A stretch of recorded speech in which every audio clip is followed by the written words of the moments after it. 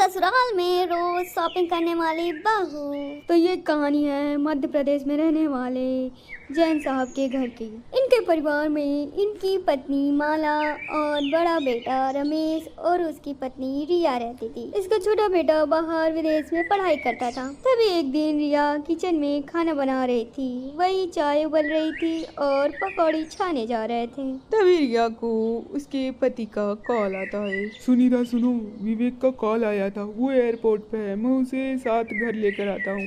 अरे वाह, कितने दिन बाद मेरे देवर जी घर आ रहे हैं। मैं ये खुशखबरी सभी को बता देती हूँ। हाँ, और सुनो, आज कुछ स्पेशल बनाना, आज मेरा छोटा भाई बहुत दिनों बाद आ रहा है। रिया बहुत खुशी खुशी किचन से बाहर आती है और ये खुशखबरी अपनी सासू माँ और ससुर को सुनाती है। मम्मी जी, पापा जी, विवेक घर आ रहे हैं। आज ये उन्हें एयरपोर्ट से घर लेकर आएंगे। अरे वाह, 3 साल बाद मेरा बेटा घर वापस लौट रहा है। अब उसके स्वागत में कोई कमी नहीं होना चाहिए बहू। बिल्कुल सही कहा बेटा, तुम कुछ अच्छा बनाओ, क्योंकि आज उसके लिए बहुत बड़ा दिन है।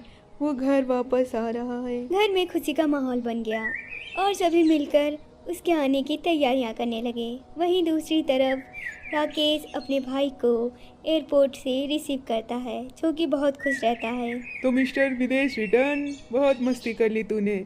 अब मैं मम्मी से कहकर तेरी शादी करवाऊंगा। बहुत हो गया तेरा मस्ती। क्या भैया, अब थोड़ा सा मुझे बिजनेस का सेटिंग तो करने दो। आप भी ना शादी के पीछे पड़ गए। अभी अभी पढ़ाई खत्म की है, थोड़ा सेट तो हो जाऊं पहले। अरे सेटिंग तो तेरी शादी के बाद भी हो सकती है। वैसे मैंने एक लड़की देख चुकी है तेरे लिए, बड़ी सीधी सादी लड़की है। भैया मेरी शादी तो ऐसी होगी जो कि मॉडर्न हो और घूमने फिरने में भी हो, जो मेरे साथ यहाँ से वहाँ घूम सके, और तो और शॉपिंग करने भी एक नंबर हो। बोरिंग लड़कियों से तो मैं दूर ही रहता हूँ भैया। अच्छा तो देखता हूँ तेरी डिमांड कितने दिन तक टिकती है शादी के बाद। राकेश और विवेक घर पहुंच जाते हैं और सभी बहुत ही खुशी के साथ उन दोनों का वेलकम करते हैं। विवेक सभी से मिलते मिलाते और मस्ती करने के मूड में था। तभी उसकी नजर उसकी भाभी पे पड़ती है। अरे भाभी, ये तो वही साड़ी है ना जो आपने मेरे विदेश जाते समय लिया था? और ये साड़ी अभी तक चल रही है? भैया आपको शॉपिंग नहीं कराते हैं क्या भाभी? हाँ हाँ, अब तो तुम ही सिखा दो अपने भैया को। वैसे हम तो अपनी पुरानी चीज़ों में ही खुश रहते हैं। भाभी मैं तो आपकी जैसी लड़की से शादी नहीं करूँगा। मैं तो किसी मॉडर्न लड़की से शादी करूँगा जो कि घूमेगी फिरेगी और ढेर सारी शॉपिंग करेगी। अरे विवेक, एक बार शादी तो हो जाने दे, फिर देखता हूँ ये सब तू कैसे करता है। नहीं याद आ जाएगी तेरी, देख लेना, मेरी बातों को याद कर ले। अरे अब घर आया तो थोड़ा आराम कर ले, शादी की बातें बाद में करेंगे। सब हंसी मजाक में डूबे रहते हैं। वही दूसरी तरफ रिया को बहुत बुरा लगता है और वो किचन में जाकर चाय बनाने लगती है। इसी तरह समय बीतता है और विवेक ने भी अपनी ऑफिस ज्वाइन कर ली। और एक दिन विवेक के लिए रिश्ता आता है और विवेक ने लड़की और घर वालों से बात करने के बाद उस रिश्ते को मना कर दिया। विवेक, वो लड़की तो कितनी अच्छी थी, फिर भी तूने मना क्यों कर दिया उसके लिए? माँ, तुम्हें तो पता है कि मुझे मॉडर्न लड़कियाँ पसंद है, जो कि घूमे फिरे और ढेर सारी शॉपिंग करें। इस तरह बोरिंग लड़कियों से मुझे शादी नहीं करना। अरे वाह, इतनी सारी तुम्हारी डिमांड है।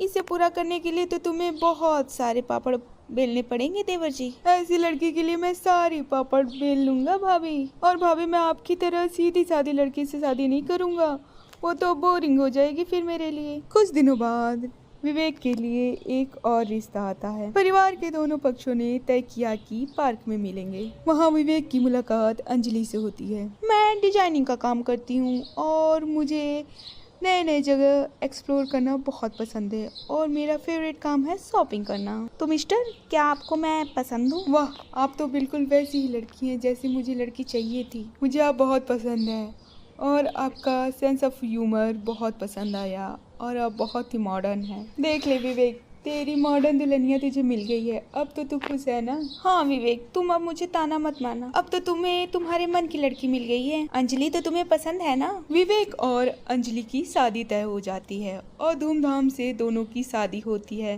शादी होने के बाद अंजलि अपने ससुराल आ जाती है। रिया और अंजलि के बीच में बहुत अच्छे रिश्ते बन जाते हैं। भाभी, मैं बहुत दिन से बाहर नहीं गई हूँ, और मैंने बहुत दिन से शॉपिंग भी नहीं किया है, तो क्या हम बाहर कहीं घूमने चले? यार अंजलि, तुम्हें शॉपिंग कराने की जिम्मेदारी तो देवर जी की है। कहो ना देवर जी से कि तुम्हें शॉपिंग पर कहीं ले जाए। भाभी, मेरी बीवी को ताने मत मारिए, मेरी बीवी बहुत मॉडर्न है, वो तो सब खुद से ही कर लेगी। चलो अच्छा है रिया, तुम्हारी पार्टनर आ गई है, तुम इसके साथ कहीं शॉपिंग करने के लिए जा सकती हो। अब तुम ही दोनों इस घर के पूरे खर्च को अब देखो। अंजलि की नई नई शादी हुई है विवेक, अभी तुम ही इसे बाहर कहीं शॉपिंग कराने के लिए ले जाओ। और वैसे भी अकेले बेचारी क्या क्या शॉपिंग करती रहेगी, तू रहेगा तो देख लेगा सब। इसी तरह समय बीतता है और शादी के कुछ दिन बाद अंजलि अपने कबर्ड से कुछ कपड़े निकालती है और पहनकर तैयार हो जाती है और पूरे घर में इधर से उधर घूमने लगती है, जिसे देखकर रिया को बहुत ही बुरा लगता है। अंजलि शादी के बाद बहुएं कुछ ढंग का पहनावा रखती है, साड़ी या सूट पहनोगी तो ज़्यादा अच्छा लगेगा। भाभी, मुझे साड़ी पहनना नहीं आती है, तो मैं साड़ी कैसे बांधूँ? और वैसे भी मैं आज तक ऐसे ही कपड़े पहनते आई हूँ। तो अंजलि और रिया की लड़ाई को देखकर वहीं पर विवेक आ जाता है और विवेक अंजलि की साइड लेता हुआ कहता है, भाभी अंजलि मॉडर्न लड़की है, तो मुझे नहीं लगता है कि आपको इसे कुछ समझाने की ज़रूरत है, और वैसे भी इसका जो मन है वो पहन सकती है, इसमें आपको कोई प्रॉब्लम नहीं होना चाहिए। रिया बेटा, अभी तुम परेशान मत हो, इन दोनों की अभी नई नई शादी हुई है, तो जो करने का मन हो रहा है इन दोनों को करने दो, समय के साथ सब सीख जाएंगे। ऐसे ही समय बीतता है और शादी को 1 हफ्ता हो जाता है। 1 हफ्ता पूरा होते ही अंजलि के माइंड में वीक एनिवर्सरी मनाने का ख्याल आता है और उसने विवेक से शॉपिंग और गिफ्ट की डिमांड रख दी। विवेक, आज हमारी एनिवर्सरी को 1 हफ्ता हो गया है, तो क्या मुझे तुम कहीं डिनर के लिए नहीं लेके चलोगे और मुझे वीक एनिवर्सरी का गिफ्ट नहीं दोगे? क्या कहा? Week anniversary? इसे भी कोई बनाता है क्या?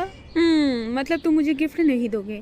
ठीक है, मैं माँ से बोल दूंगी कि तुम मुझे प्यार नहीं करते। अरे बाबा ठीक है, चलो हम दोनों कहीं शॉपिंग करने के लिए चलते हैं। ये बात हुई ना मिस्टर डियर हस्बैंड। चलो चलते हैं, मैं जल्दी से तैयार हो जाती हूँ। अब उन दोनों ने ढेर सारी शॉपिंग करने के बाद डिनर करके बहुत रात हो जाती है। जैसे ही रिया ने डोरबेल का आवाज़ सुनती है और उसकी नींद खुल जाती है और जब टाइम देखती है तो रात के 2 बज रहे होते हैं।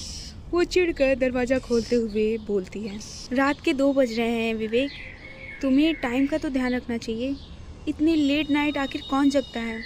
अंजलि तो मानो अभी नहीं है।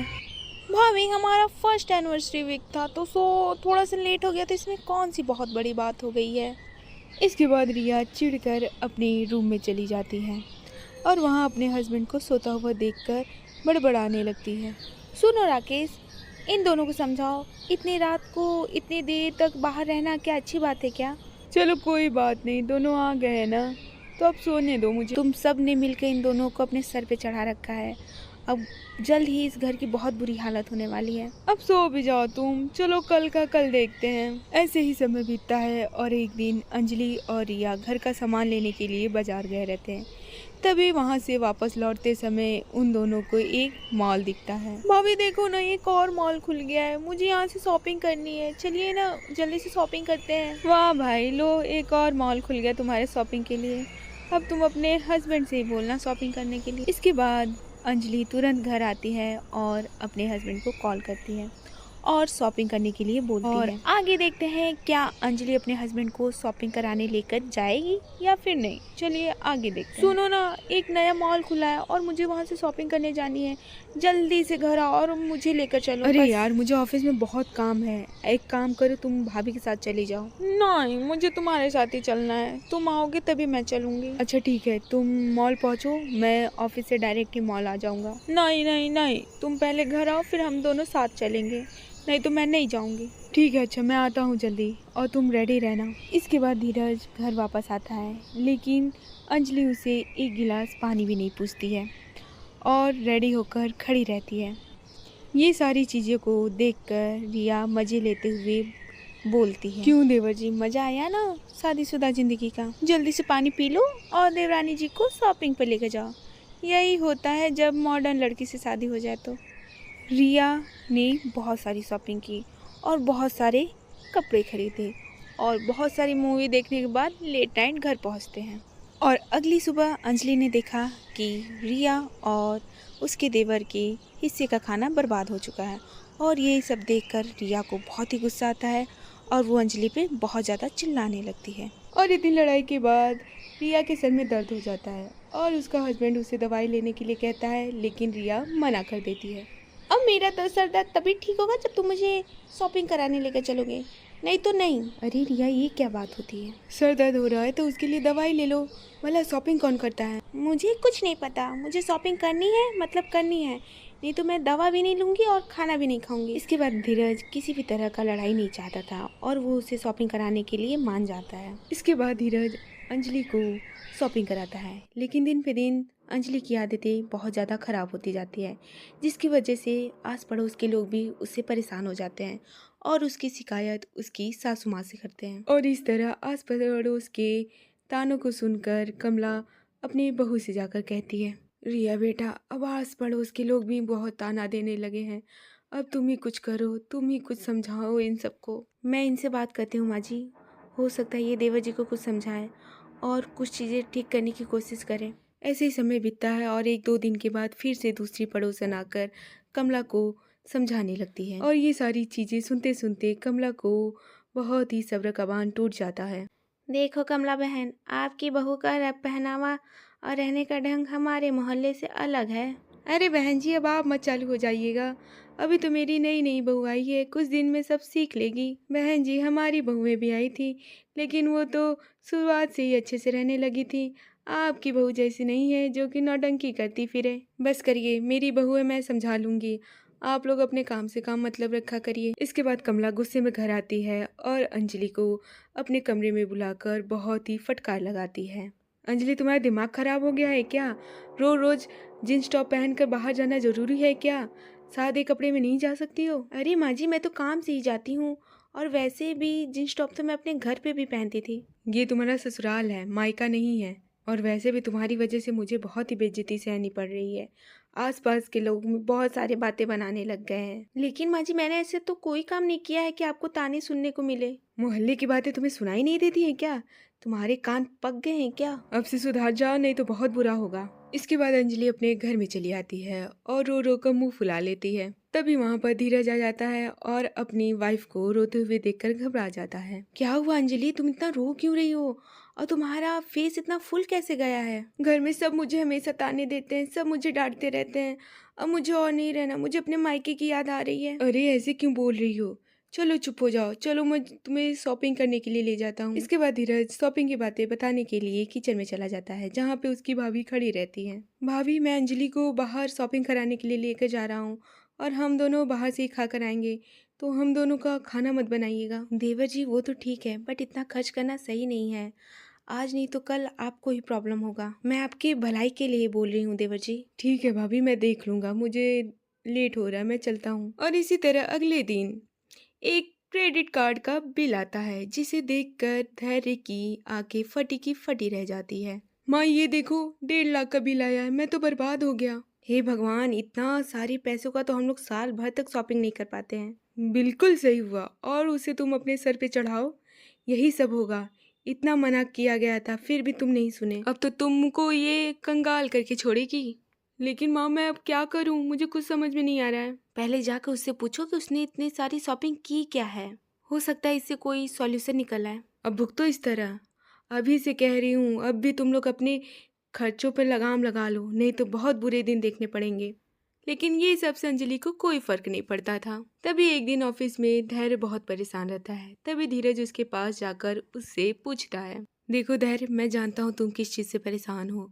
तुम्हें अपने वाइफ को उसकी शॉपिंग करने पर लगाम लगाना होगा, नहीं तो बहुत जल्द ही कर्जदार हो जाओगे तुम। भैया, मैं जानता हूँ वो बहुत शॉपिंग करती है, लेकिन मैं उसे कैसे मना करूँ, मुझे कुछ समझ में नहीं आ रहा। तुम अपनी भाभी को देखो, मैं उसे 3,000 रुपया देता हूँ शॉपिंग के लिए, फिर भी वो उसमें से भी पैसे बचा लेती है। और इस तरह धैर्य को समझाने से धैर्य सारी बातें को समझ जाता है और अपनी बीवी को